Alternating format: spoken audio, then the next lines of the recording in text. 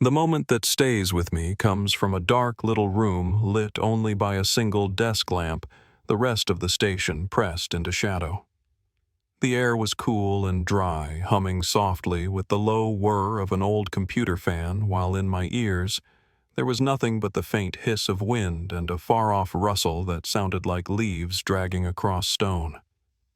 A pair of cheap black headphones pressed hard against the sides of my head, the plastic warm where it touched my skin, the cord pulling slightly at my collar every time I breathed.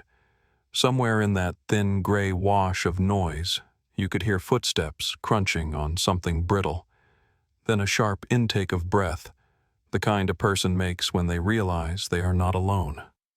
A whisper bled through the static too soft to catch on the first pass, so we rewound and played it again until every syllable felt etched into the air. Outside that room, the hallway lights were harsh and fluorescent, but inside it was just the glow of the screen and the jagged little waveform inching forward. Then came a single metallic strike close to the recorder, bright and ugly in my ears, followed by a jolt and a sudden absolute quiet that felt wrong, like a door slammed on a conversation. Long after the sound stopped, I could still feel the weight of that silence crawling under my skin, as if something important had been cut off mid-sentence and left hanging there in the dark. Before I go any further, tell me where you're listening from, and follow if you believe some names should never fade. Back then, before any of that Maple Hollow was the kind of town you drove through with your windows cracked and forgot to name when you told the story later. In June, the air sat heavy over the valley, warm even after sunset, carrying the smell of cut grass and distant wood smoke from somebody's backyard fire pit. The main road slipped past a white-steepled church, a red brick school, and a row of storefronts that still had hand-painted signs, and if you rolled your tires over the gravel behind the hardware store, you could hear every stone pop and crackle like dry popcorn.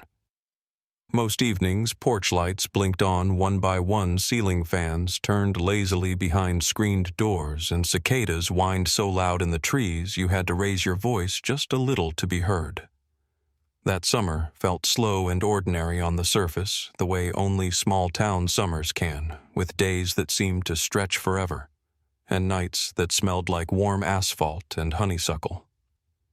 I was 19 that year, stuck in that awkward space between being one of the kids and being expected to know better. My mornings started with the soft rattle of our old box fan in the bedroom window, and the distant rumble of a freight train sliding along the river, steel on steel, carrying through the humid air. I'd drink cheap coffee that tasted faintly of burnt plastic from our ancient machine, rinse my mug in lukewarm tap water, and walk down Maple Street with my shirt sticking to my back before the sun even cleared the ridge. The hardware store sat on the corner where the pavement turned to a kind of dusty, packed earth, the glass door squeaking in a way that made everybody wince a little, but nobody bothered to fix. Inside the place smelled like motor oil, fertilizer, and old lumber, a thick, familiar blend that settled into your clothes by lunchtime. The bell over the door chimed the same dull note every time someone walked in, and on slow afternoons the only sound was that bell, the buzz of the fluorescent lights, and the soft scrape of my boss's pen as he wrote orders at the counter. From the front window of the store, you could watch the town breathe. Kids rode their bikes up and down the sidewalk, tires buzzing over the seams in the concrete, while older men in ball caps leaned against truck beds outside the diner, smoking and talking in low, slow voices. The sun hit the glass of the closed-up shops around noon and bounced back in a way that made everything look a little washed out and far away. I remember the way the asphalt shimmered on those days, a wavering mirage that made you feel like the whole town might melt and run down into the river if the heat kept climbing.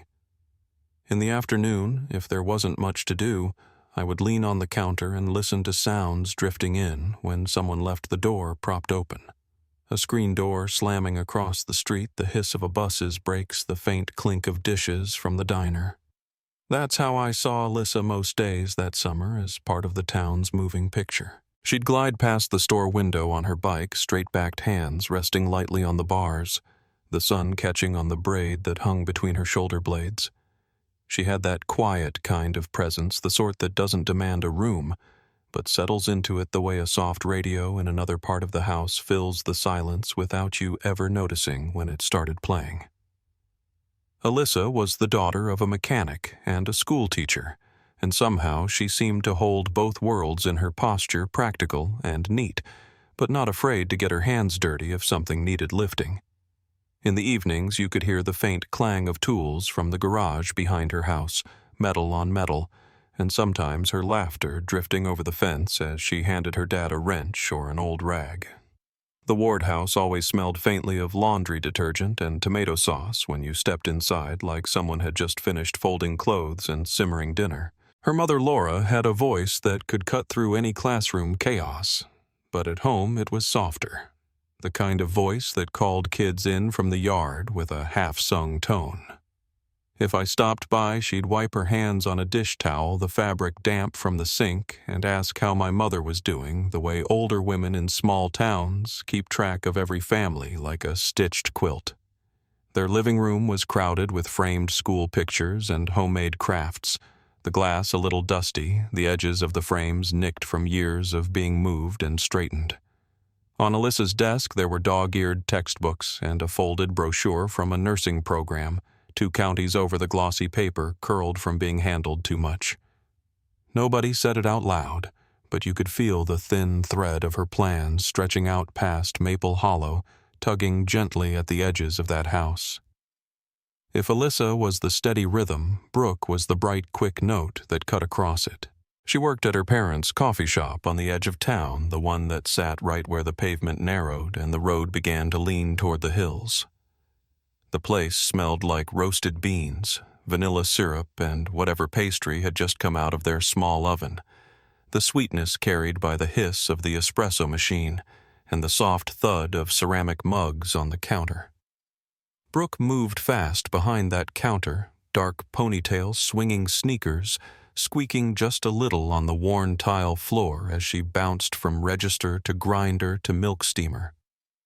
There were cycling posters on the back wall, faded shots of mountain roads and riders cutting through fog, and a battered helmet hanging on a hook, scuffed in a way that told you it actually saw use. When the shop was quiet, she'd lean her elbows on the counter, chin in her hands, talking about new trails she wanted to ride, her voice low, but charged with that restless energy that never quite fit inside 4 walls. Her parents, Tom and Megan, kept the place running like a well-practiced routine. You could hear the soft clink of spoons in ceramic, the gentle slam of the old fridge door, and the muffled hum of the radio that always seemed tuned to the same station playing songs from 20 years back. Tom had that slow, careful way of wiping down the counter in circles, the rag damp and smelling faintly of lemons, while Megan floated between tables with a practiced smile and a sharp eye on the clock. They loved that shop, you could tell by the way they straightened chairs at closing time and lingered a moment at the front window looking out at the 2-lane road as the last of the daylight spilled across the asphalt. For them, the coffee shop was both work and watchtower. They could see who came and went, who was late, who rode past on their way to the hills. Most nights that June, it felt like nothing in Maple Hollow ever truly changed. The same dogs barked at the same mail truck, the same teens clustered at the same parking lot, leaning against cars, still warm from the sun. You'd hear the low murmur of televisions drifting through screen doors and the slap of flip-flops on concrete when somebody stepped off their porch to water the front yard.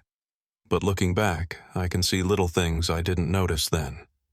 The way conversations would pause when someone mentioned the old trail that headed up toward the ridge just long enough for the silence to register before people moved on. The way older hunters at the diner would sit with their coffee long after it cooled, staring out the window at the tree line like they were replaying a private reel no one wanted to share. At 19, I wasn't old enough to take those pauses seriously. For me, the trail and the mountains were just part of the scenery, the dark green backdrop to every summer memory. I'd see Alyssa and Brooke leaning over a paper map at one of the coffee shop tables, the thin paper rustling under their fingers, tracing routes up toward the overlooks with the back end of a pen. The sun would pour through the front windows in thick, dusty beams, catching the steam from someone's mug and turning it into a thin, ghostly ribbon that curled and vanished near the ceiling. Someone would push the door open and let in a brief gust of hot air, and street noise, the buzz of a truck engine, a burst of laughter from a group of kids heading toward the river, and then the door would thump shut again, muffling everything back down to clinks and murmurs. If there was tension in those moments, it lived in the unnoticed details, a shared glance between the girls, a quick look toward the clock, a faint crease in a mother's forehead when she wiped down a nearby table. One evening in mid-June, just a few days before everything shifted, I remember leaving the hardware store after closing and walking the long way home past the coffee shop. The sky was that pale, washed-out blue that comes just before darkness, and the air felt thick enough to touch, smelling faintly of hot tar and the honeysuckle climbing along someone's fence. Through the big front window I could see Brooke wiping down the espresso machine, her motions slow and automatic, while Alyssa sat at the counter with a glass of iced tea sweating in her hand, condensation dripping onto a folded napkin. Their heads were bent close together as they talked, the overhead lights reflecting off the chrome and glass around them, casting long, soft shadows that stretched toward the back wall. I couldn't hear their words through the glass, just see the shapes of their mouths and the quick flicker of their smiles. A small, oscillating fan in the corner pushed the air around without really cooling anything, its blades clicking faintly every time it rotated. I raised a hand in a half-wave as I walked by, and Alyssa glanced up, catching my eye for a moment before lifting her fingers in return. Her smile was easy, familiar, the kind you give someone you've known most of your life without needing to think about it. Brooke tapped the map on the counter with one knuckle, the paper making a dry, papery sound I could almost hear through the glass, then folded it once and slid it into her backpack. In that instant, a car rolled past behind me, its headlights washing across the window and briefly erasing their faces in a glare of white. The sound of its engine swallowed the low hum from the shop, and the distant buzz of insects in the trees, leaving nothing but the fading echo of tires on pavement in the warm evening air. Later that night, after the town had settled and the cicadas had taken over the soundtrack outside, I stood at my bedroom window for a minute before turning in. The neighborhood was mostly dark, the sky a deep velvet with just a faint orange glow hanging over the highway miles away. Across the way, the ward's porch light was still on, casting a soft yellow pool on the steps and making the white railing glow faintly. I could hear a television murmuring through someone's open window, the dialogue too muddied to make out, and the slow, rhythmic creak of a porch swing from another house farther down the street. For some reason, that light held my attention a little longer than usual, burning steady in the quiet, the moths fluttering around it like scraps of ash. I told myself they were probably just up late watching something, that it was nothing at all, and finally pulled the curtain closed. But as I lay down, the image of that lone porch light stayed with me, shining a little too brightly against the thick waiting dark. I remember the moment things began to tilt, though at the time it felt small enough to ignore. Late June light was spilling across Maple Hollow in that soft, golden way it does before the heat finally gives up for the night. I was closing the hardware store keys jangling in my hand when I glanced toward the ward house at the far end of the street. Their porch light, usually off by then, was already burning a pale yellow glow, trembling against the lingering dusk. It wasn't unusual on its own. Folks forget lights. But something in the stillness around that house felt off, like the air was holding its breath. I shook it off. I always shook things off back then. 19-year-olds think the world runs on rails. But that night, as the heat pressed in and the cicadas buzzed loud enough to rattle your teeth, I felt a faint unease slide under my skin. Something quiet and cool, like someone had opened a window in another room. I had barely been home 10 minutes when my phone buzzed on the counter. It was a short call from one of the younger employees at the coffee shop, a kid named Joel. His voice was tight and uncertain. He asked if I knew whether Brooke had headed home yet. I told him she'd left hours earlier. He paused the way someone does when they're listening for something in the background, then said he'd tried calling her cell twice and gotten nothing. I didn't think much of that either, not at first. Reception out near the ridge was always spotty, especially in the summer humidity when the air felt thick enough to chew. People vanished off the grid for an hour here, 2 hours there. But when I hung up, the quiet in my kitchen felt heavier than before. The old ceiling fan ticking as it turned, pushing warm air around without cooling a thing. Around 8:30, I stepped outside and sat on the porch rail watching fireflies cut lazy paths through the yard. The humidity carried the smell of someone grilling 2 streets over a faint char and sweet smoke drifting in the dark. Up the hill, I could see the glow from the Ward house again, just the porch light, nothing more. But I expected to hear voices, footsteps, maybe the sound of a screen door opening and closing. Instead, there was nothing but cicadas and the faint hum of transformers on the power lines. A dog barked once in the distance, and then fell silent. I checked my phone. No messages. I told myself everything was fine. The girls were probably just taking their time, maybe watching the sunset from one of the overlooks. But as the minutes stretched, that explanation settled wrong in my chest like a shoe that didn't quite fit. A little after 9, I decided to walk down toward the coffee shop. Sometimes movement helps push worry aside. The pavement was still warm under my sneakers, and the streetlights buzzed like tired insects casting cones of yellow light onto the empty sidewalks. When I reached the shop, the windows were dark except for the small security lamp over the register. The metal tables outside were still warm to the touch. For a long moment, I stood there with my hands in my pockets, listening. There was a softness in the air, the kind that comes just before a storm breaks, even though the forecast had promised clear skies. I looked toward the road leading out of town, the one that bent gently toward the mountain trail. I expected to see the faint flicker of bike reflectors, or maybe the glow of a flashlight. But the road sat empty, a ribbon of darkness stretching into the trees. I headed back towards the Ward house, moving a little faster now, trying to stay reasonable. They were responsible girls, careful, smart. They'd grown up on those trails. I kept repeating that to myself as if the words could hold back the growing worry working its way up my spine. When I reached their street, I found Mr. Ward on the porch, standing in the pool of light like he'd been carved there. His shoulders were tight. His eyes kept drifting down the road even while he said hello.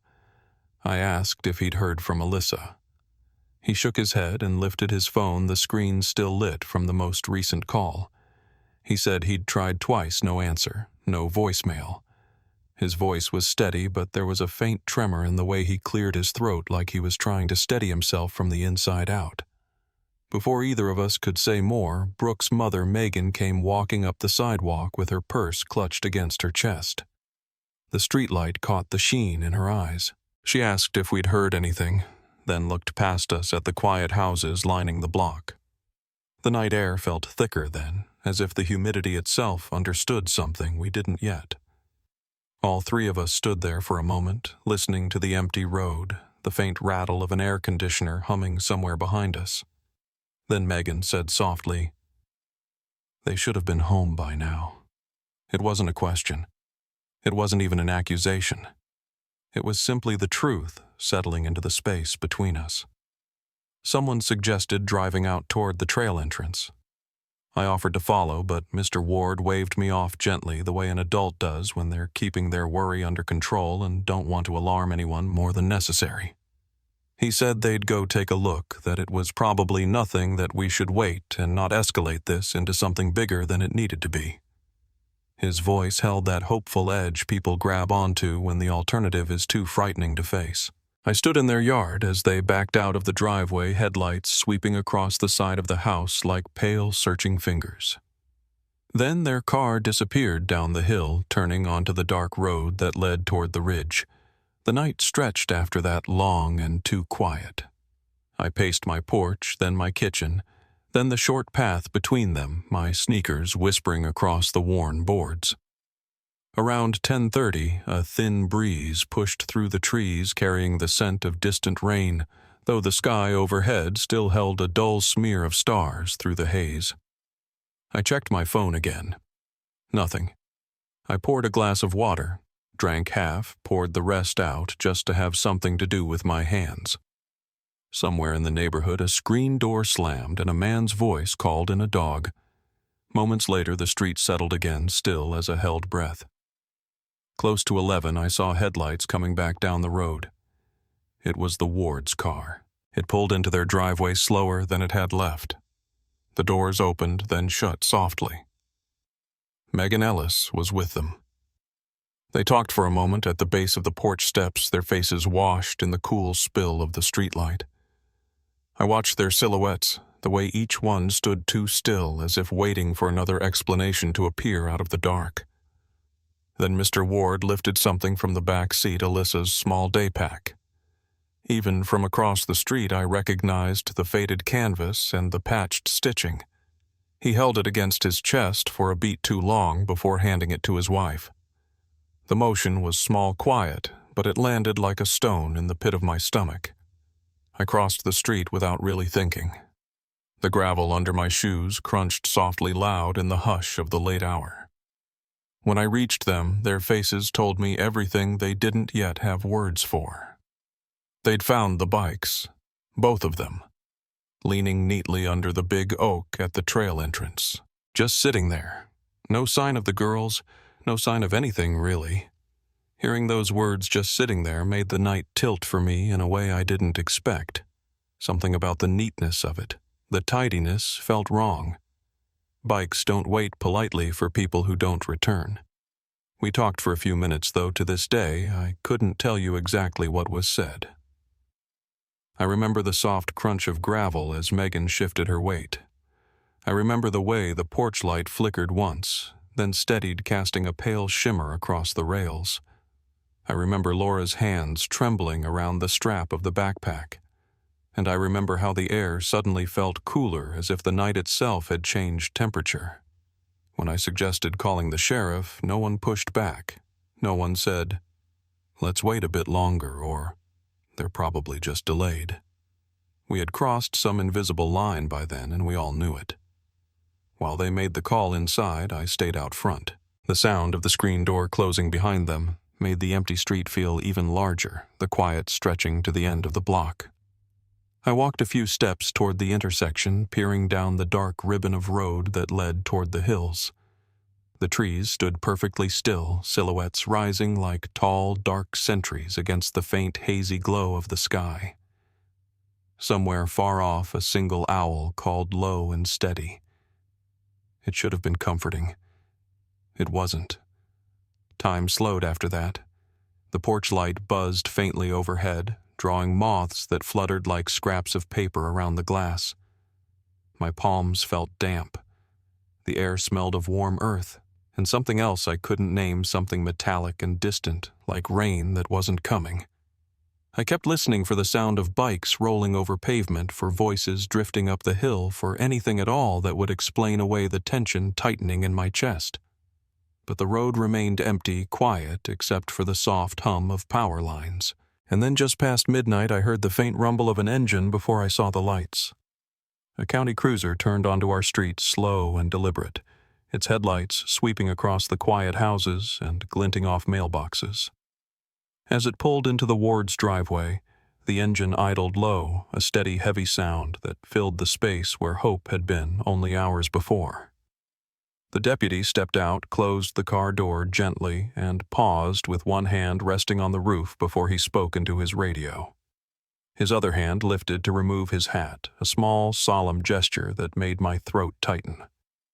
In that moment, standing under the glow of the streetlight, listening to the soft murmur of his voice, I felt the night settle into a new shape. Nothing had been confirmed. Nothing explained. But the simple act of that cruiser sitting in the driveway told us the world we'd known when the sun set was no longer the world we were standing in now. By the time the sun started to push a gray, tired light over Maple Hollow, the quiet worry of the night before had already hardened into something sharper. I remember stepping outside just after dawn and seeing the first deputy car parked crooked along the curb, its headlights still on, cutting through the thin morning haze. The air was cool with that dampness you get before the day turns hot again, smelling faintly of wet grass and exhaust from the cruiser's idling engine. The ward's porch light was still burning, the bulb casting a washed-out halo on the front steps. It was the first time I truly understood that this wasn't a late return or a miscommunication. This had become something official, something larger than any of us. Deputies moved with a kind of practiced calm, their radios mumbling soft bursts of static and clipped replies. One of them unfolded a map on the hood of his car, smoothing it with the flat of his hand while the paper crinkled in the early light. He asked where exactly the bikes had been found, tracing the roadway with his thumb, as if he could feel the truth through the map itself. The ward stood nearby. Daniel tight-lipped. Laura wrapped in a light sweater she must have grabbed in the dark, her bare arms goosebumped against the cool air. Brooke's parents arrived soon after, their car door thudding shut a little too hard, like someone had misjudged their own strength. I stayed close, not wanting to intrude, but unable to step back from what was unfolding. There was a low hum in the atmosphere. Part engines, part radio, chatter, part nerves. As the first search team prepared to head toward the trailhead, the gravel along the roadside shifted under their boots, the small stones grinding softly in the morning quiet. A ranger truck pulled in behind the deputies, the bed piled with gear, bright orange packs, coils of rope, a folded stretcher. Its arrival created a ripple in the small crowd gathering near the driveway. Even the air seemed to change temperature, cooler along the road where shadows still held on, warm near the houses where sunlight began to stretch. When we reached the old oak where the girls' bikes had been found, the forest looked different than it had just 2 days earlier. The same trees, the same narrow path slipping into the shade. But now everything felt sharper, the edges more defined, like someone had adjusted the focus on a camera. A deputy stood beside the bikes, his hand resting lightly on the seat of one, as if afraid to disturb anything. They were still upright, still leaning neatly against each other, still untouched. That neatness, the quiet order of it, sent a shiver down my spine that the morning sun couldn't warm. Search dogs arrived not long after, their handlers speaking in low, steady tones as the animals pulled at their leashes. I stepped back as the handlers knelt and held one of the girls' shirts out for the dogs to scent. The dogs inhaled deeply, their bodies going still for a heartbeat before they surged forward toward the tree line. Their paws rustled through the dried leaves, noses low, tails stiff with purpose. For a moment, hope swelled thin but real as they pulled down the path as if following a clear trail. But 100 yards in, the animals began to slow. One circled nose twitching. Another whined, stepping sideways as if confused. The handlers exchanged glances, softening their tone, guiding the dogs back to the start and trying again. Each attempt ended the same way. Strong scent at the beginning, nothing deeper in. It made no sense. Everyone standing there knew that. The forest floor was thick with summer debris, twigs, dried oak leaves, soft patches of moss, but you expect signs from 2 people on foot. Even careful hikers leave scuffs, a broken stem, a misplaced footprint. But the trail past the bikes looked untouched except for the dogs' shifting paws and the rangers' cautious steps. As the morning climbed toward noon, more volunteers arrived, farmers still smelling faintly of hay and diesel, a high school coach in his weathered ball cap, college kids home for the summer with backpacks and hiking boots pulled from closets.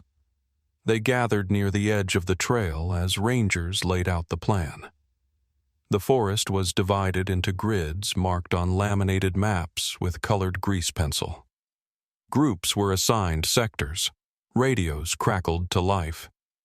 You could feel the seriousness in the air settling heavier across the group, a quiet understanding that this was no longer a normal summer morning in Maple Hollow. I joined one of the search lines. We walked shoulder to shoulder about 6 feet apart, scanning the ground for anything that didn't belong. The sun filtered through the branches in long slants of soft gold, turning dust into floating sparkles each time someone stepped on a dry patch of ground. The forest smelled of damp soil and pine mixed with the faint sweetness of decaying leaves heating in the sun. My boots sank slightly into the soft earth, and each step made a dull, muffled thump. Every now and then, someone would pause, stoop, and lift something. An old bottle cap, a torn grocery bag carried by wind long before today. And the tension in everyone's shoulders would ease and return in the same breath. We reached a shallow ravine around mid-afternoon, the kind carved slowly over years by summer storms. Its sides were slick with moisture, streaked with dark mud, and dotted with ferns. A couple of deputies scrambled down with ropes while the rest of us stayed above, shading our eyes from the glare. Someone said he'd found a footprint down there, but when the deputy pressed closer, he sighed and shook his head. Just the tread of his own boot from the first pass. The forest has a way of playing tricks when people are desperate to see something. We kept moving.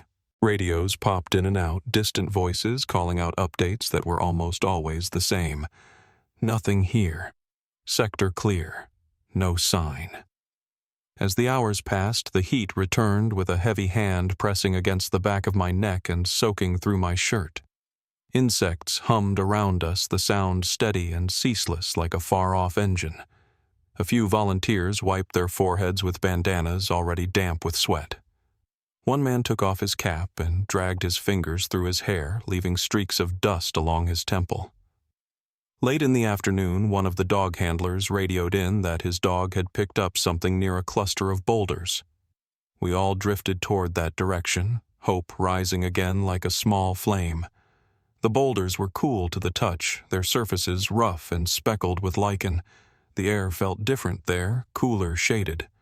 The dog pulled forward, then sideways, then circled, then nothing. The handler crouched beside the animal, speaking softly, scratching behind its ear before standing up and giving a slow shake of his head. Whatever trace had been there evaporated as quickly as it came. As the light began to fade, a few deputies dragged out portable floodlights, their harsh white beams slicing long shadows through the trees. The smell of hot metal rose from the generator as it buzzed, filling the darkening woods with a steady drone. Bugs swarmed to the lights, creating a halo of flickering wings around each lamp. The rangers unrolled more maps on the hood of a truck, the paper flapping slightly in the evening breeze. Oil-stained fingers pointed at sectors yet to be checked. Someone mentioned calling for a helicopter at first light. Rumors began to ripple through the volunteers. Some whispered about old mining tunnels farther up the ridge half collapsed and forgotten. Others talked about sudden sinkholes after heavy spring rains. A few muttered about an older case from the 90s, something half-remembered and vague, a pair of hikers who never came home. Whenever someone brought up those stories near the deputies, the officers would exchange a quick look tight around the eyes, careful around the mouth, as if acknowledging something they couldn't put into words. Back in town, people gathered in small knots outside the diner or along the sidewalks, speaking in low tones as the news spread. Porch lights flicked on earlier than usual, casting soft pools of yellow out onto the lawns. No one raised their voice. No one speculated loudly. The fear moved quietly past from neighbor to neighbor like a fragile secret. Even the usual evening sounds, kids riding their bikes, screen doors, slamming dogs, barking at nothing, felt muted. By the time I made my way back to the trailhead, exhaustion had settled into my bones. My legs were coated with dust up to the knees, my shirt sticking to my back. The faint scent of sweat and crushed greenery hung on me, mingling with the lingering diesel smell from the generator. A deputy approached, carrying a clipboard, his boots crunching in the loose stones at the edge of the road. He asked if I had noticed anything unusual earlier in the day. Sounds, movement, anything at all. I told him the truth. Nothing. Just the quiet of the woods. A quiet that in retrospect felt too perfect. Too still. As night drew close again, the search was called off until morning. People drifted toward their cars, their faces lined with fatigue and something deeper. Mothers hugged their children a little longer before sending them home. Volunteers leaned against truck beds sipping bottled water warmed by the day. The forest around us had grown dark and heavy, its branches silhouetted against the last smear of twilight. You could feel it watching, or maybe that was just the weight of our own frustration settling over everything. I lingered near the ranger truck, listening to the voices around me fade. The air had cooled just enough to raise goosebumps along my arms. The smell of damp soil and diesel hung low along the road. One of the rangers was marking something on the map, tracing a new line with the edge of his pencil. He paused, frowned, then traced it again, slower this time. Before I could ask what he'd found or thought he'd found, a deputy walked toward us from the darker part of the trail. His steps were measured, his flashlight beam bobbing across the ground. He held something in his hand, something small enough to fit between his fingers. He lifted it slightly, meeting the ranger's eyes without saying a word. Whatever he was holding caught the last sliver of daylight and glinted just for a moment before he closed his hand around it again. That was when the murmurs began. Quiet, uncertain. And the search, which had already felt heavy, shifted into something colder, something none of us were ready to face. The search had stretched into its second day when everything changed. The air that morning felt heavier than the day before, cool at first, then warming fast as the sun climbed. Dew clung to the grass near the trailhead, and when I stepped through it, my jeans darkened at the cuffs.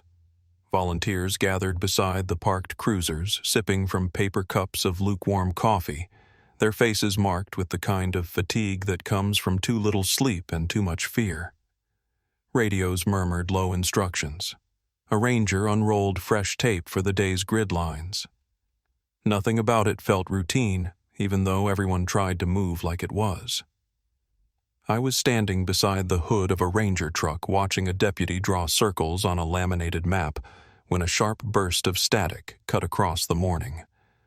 The deputy froze mid-gesture. He lifted the radio from his belt and pressed it close to his ear. I watched the color shift in his face, a tightening around the mouth, a narrowing of the eyes as he listened. When he responded, his voice had gone lower, steady, but taut. He told us to hold position. His shoulders stiffened as he angled the radio toward another deputy, and that man immediately signaled to the volunteers to step back from the trail entrance.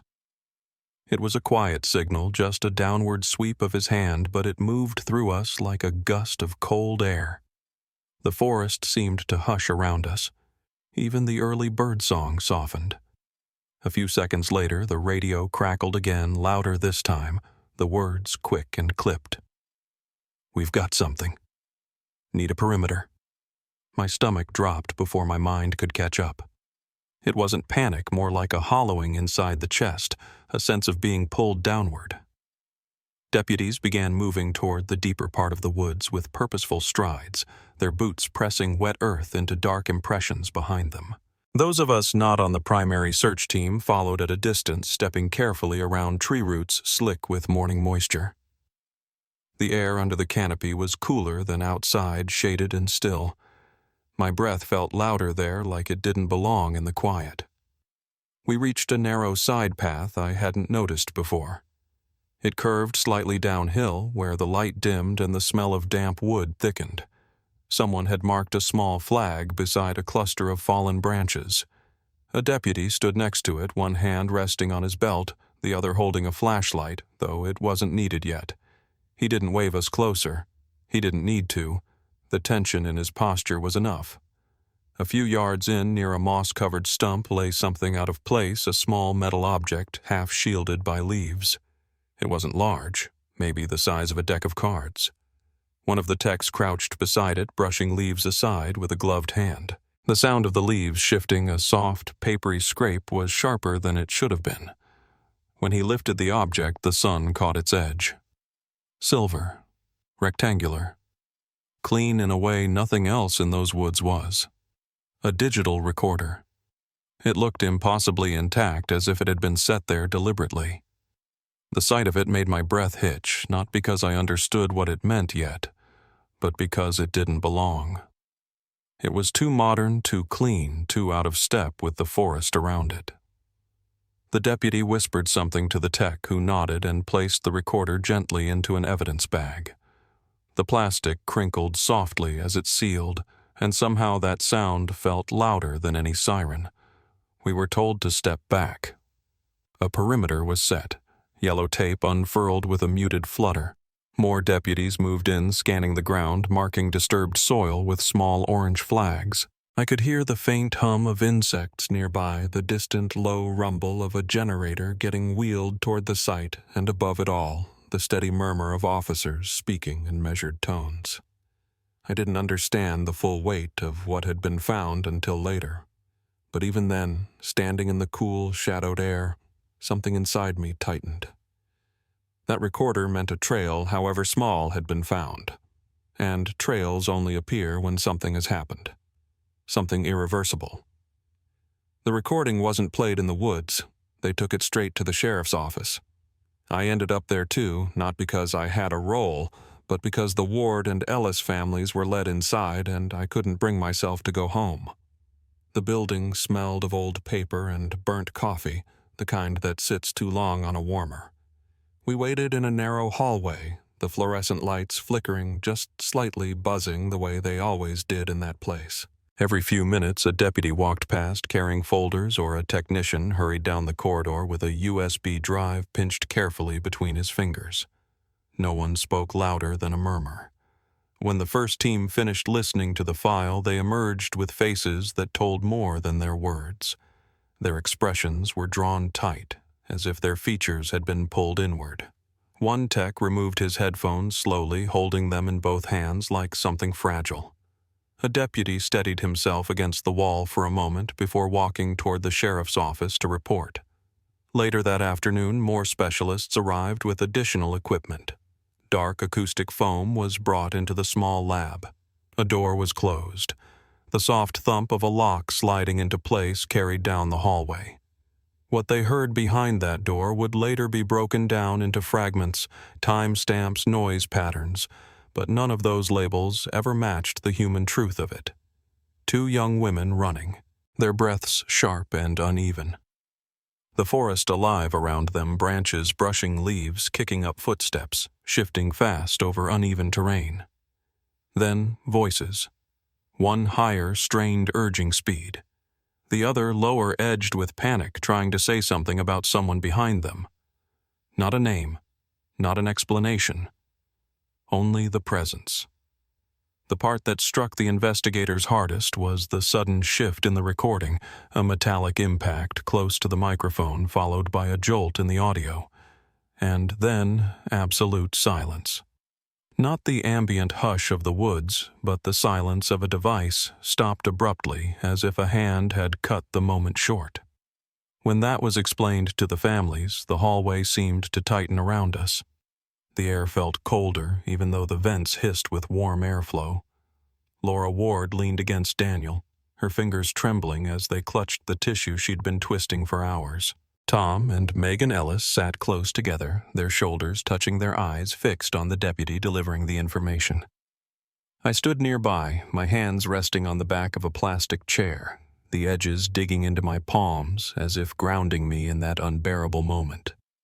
The recorder was only the beginning. Investigators returned to the woods the next morning before the sun had fully risen, the mist still hanging low across the underbrush. I joined the volunteers again, though this time we kept a greater distance watching as the trained teams moved deeper into the forest. Their flashlights swept methodically across the ground, catching on bits of stone and damp leaves. The scent of wet earth rose with each step they took.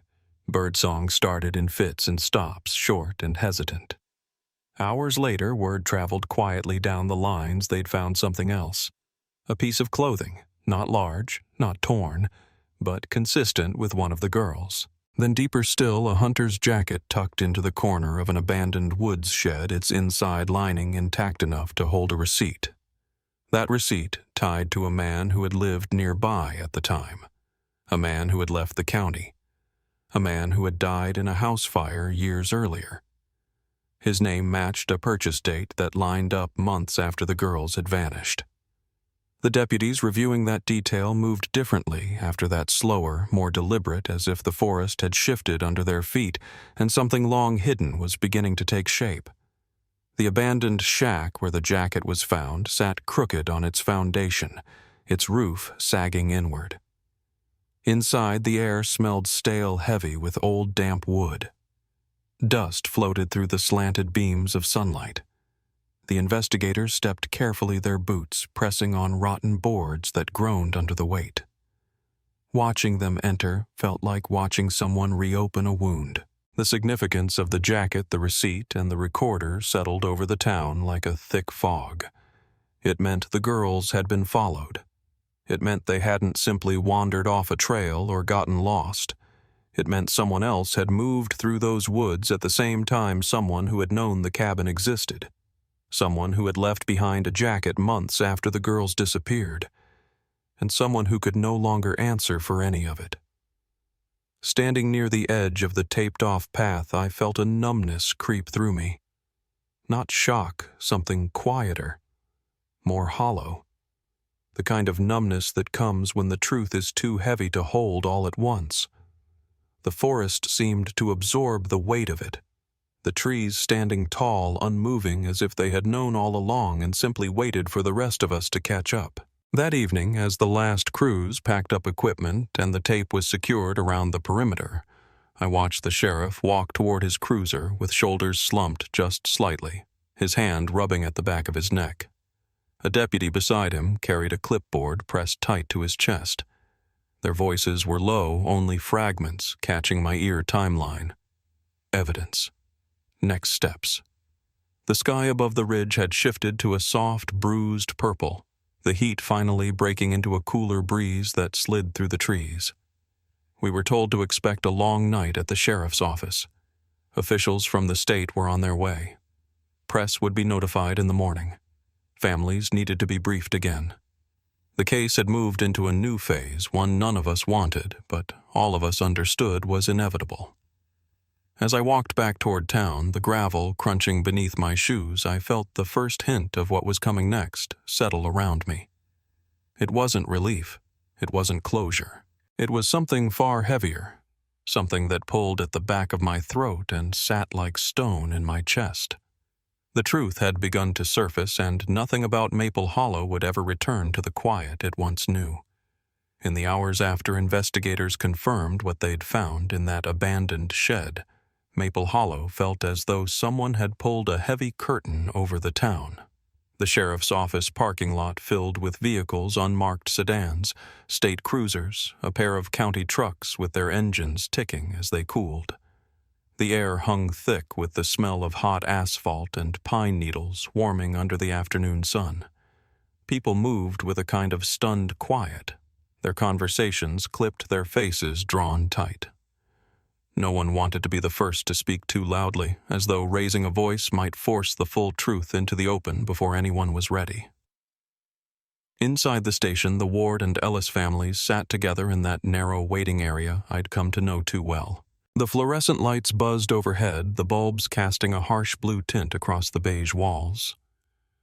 Laura Ward kept both hands wrapped around a styrofoam cup, even though the coffee inside had long gone cold.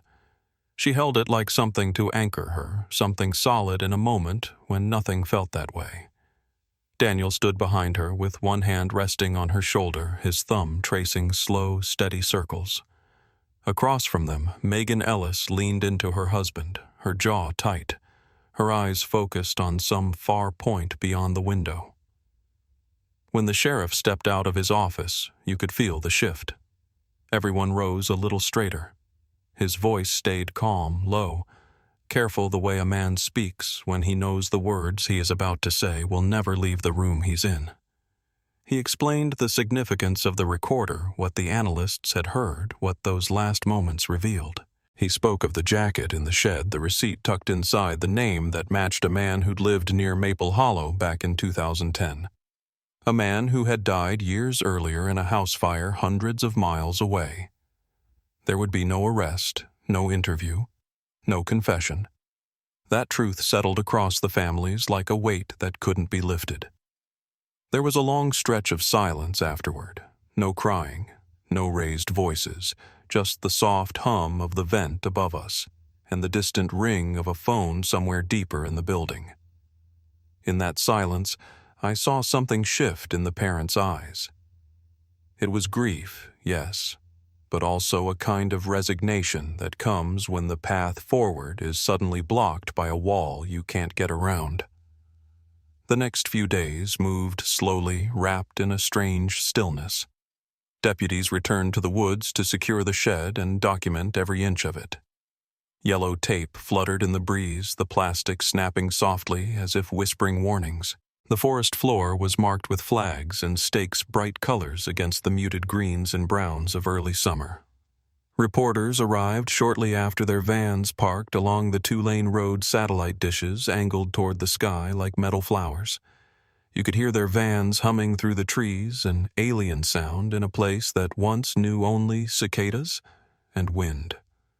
Maple Hollow's residents tried to shield the families from the flood of questions. People stepped outside their homes with folded arms and firm voices, telling reporters to give the families space. At the coffee shop, the Ellises turned the sign to "Closed" for the first time in years. The ward house stayed quiet, except for the soft sound of visitors climbing the steps with covered dishes, gestures that could never erase the truth but offered small comforts in the moments between. The sheriff held a press briefing that week. He stood under the noon sun hat tucked under one arm, his expression solemn as he explained the findings. The camera shutters clicked in steady rhythm. He confirmed the presence of a third person on the recording. He acknowledged the discovery in the shed. He noted the name tied to the receipt. And he said plainly that the case had shifted from a search to a probable homicide investigation, one made infinitely more complicated by the death of the man they believed may have crossed paths with the girls that summer day. For many of us in Maple Hollow, the hardest part wasn't the lack of a trial or the absence of a conviction. It was knowing that whatever had happened in those woods, whatever fear Alyssa and Brooke had faced in their final moments, the person responsible had walked among us unnoticed and then slipped out of reach forever. The final thread to pull had already burned away in a house fire out west. That unsettled the town in a way nothing else had. Over the months that followed, life tried to regain its rhythm, but something quiet and fragile lingered underneath. The trail where the girls' bikes were found remained closed for a time. Even after it reopened, few people walked it. Those who did said the woods felt different, still beautiful but heavier, as if the trees held a memory they wouldn't release. The old shed was eventually torn down, the boards hauled away in the back of a flatbed truck. The empty space it left behind didn't feel like relief. It felt like an open wound, covered but not healed. Families in town held their children closer that summer. Porch lights stayed on later. People checked in on each other more, not with words, but with small gestures. A wave through a screen door, a diner owner sending a free slice of pie across the counter, neighbors offering to walk home with someone after dark. The shape of the community shifted not outwardly, but in the quiet ways people adjusted their routines, their expectations, their guard. For me, the months after the discovery were marked by small moments that hit harder than I ever expected. Passing the coffee shop and seeing the windows dark, walking by the ward house and knowing Alyssa's bike would never again rest against the railing, hearing the distant rumble of thunder in late July and thinking of that recorder lying in the shed all those years waiting for someone to stumble upon it. I carried all of it with me, still do. That's the strange thing about stories like this, they settle into you not sharply like a blade but slowly like stones slipping into a pocket.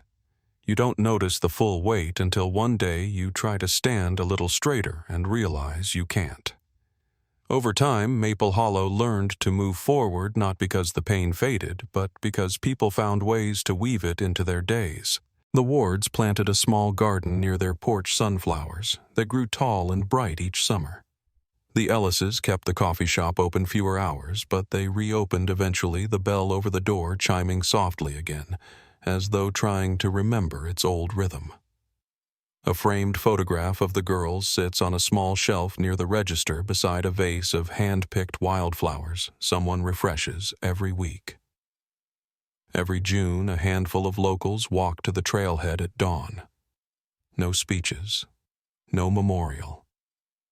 Just a small gathering under the oak where the bikes once rested, the morning air still cool dew clinging to the grass. People place flowers or smooth the dirt with the toe of a shoe.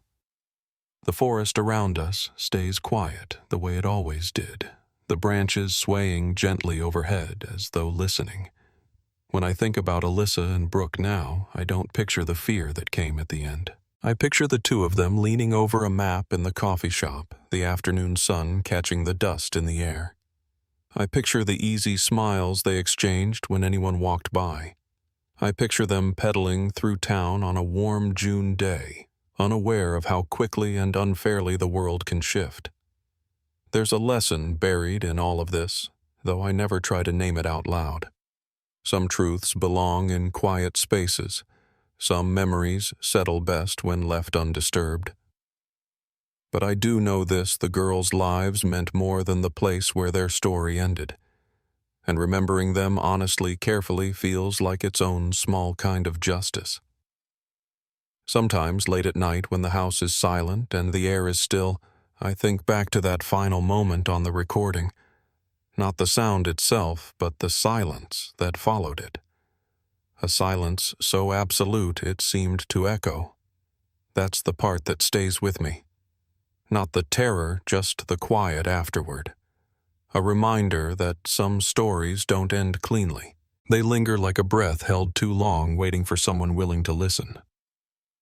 If you're still here with me, let me know where you're listening from and follow the channel, so these stories are never forgotten.